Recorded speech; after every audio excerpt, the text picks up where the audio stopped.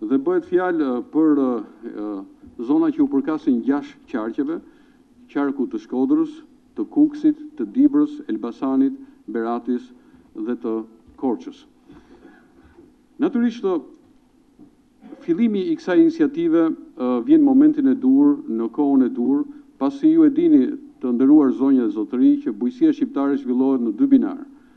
Zhvillohet në bujësinë intensive, që është bujësi e zonave të ulësirave perëndimore, ku tashmë kjo bujësi e ka marrë vrullin e saj, treguesit janë pozitiv dhe në rritje dhe në përmirësim. Ky është dimensioni i parë, po një dimension tjetër jo më pak i rëndësishëm, jo më pak me peshë në ekonominë kombëtare dhe në rritjen e mirëqenies popullatës janë zonat kodrinore dhe malore. Dhe pikërisht ky projekt vjen në momentin e dur, ku ne kërkojmë të mbështesim, të rrisim shkallën e financimit të bujësisë,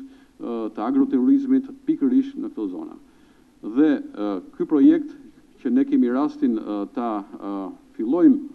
sot në mënyrë ceremoniale, por duke filluar që nga java që vjen, 1000 fermer, që do të jetë numri total i përfituesve të parashikuar nga këto projekte, do të jenë të gatshëm për të aplikuar, për të marrë grante, për të marrë financim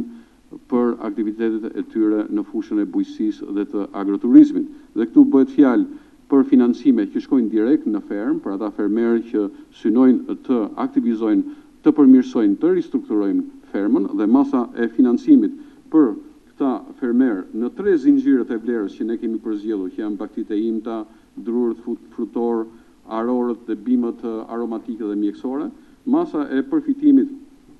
për këta fermer do të jetë goxha e konsiderueshme dhe do të shkojë deri në 3.5 milion lekë të reja për